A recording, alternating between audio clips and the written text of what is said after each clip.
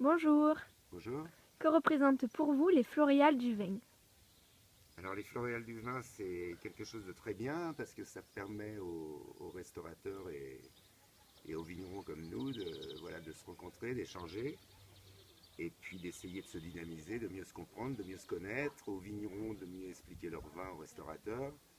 Tout ça dans le but que les consommateurs, au final, soient mieux conseillés. Je prends des exemples, ça m'arrive très souvent d'aller dans les restaurants, de goûter en été les vins rouges sur des températures un petit peu trop chaudes. Donc là, dans les rencontres, j'ai expliqué non, mais les rouges, on est dans le sud, il faut les boire un petit peu plus frais. Voilà, tout ça, des échanges comme ça avec les restaurateurs. Et où on réfléchit aussi aux accords mets et vin. Et voilà, c'est toujours bon pour nous d'abord d'aller déguster chez les restaurateurs. Et je crois pour les restaurateurs de leur donner envie de faire l'effort de venir chez les vignerons dans les domaines, de nous rencontrer, de comprendre un peu nos philosophies. Donc je pense que c'est quelque chose de très, très positif. Parlez-nous de votre domaine.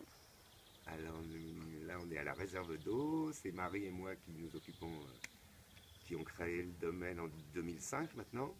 Donc on travaille en biodynamie, c'est-à-dire on est très attentif au rythme des planètes, de la nature. On essaie de rééquilibrer toutes ces vignes de manière à créer une biodiversité intéressante. On travaille de manière très très naturelle, de la vigne, c'est-à-dire de la production du raisin jusqu'à la production des vins. Et notre domaine se décline sur 4 cuvées principales qui sont le Sanso, le Bilbo, la réserve d'eau et ICO.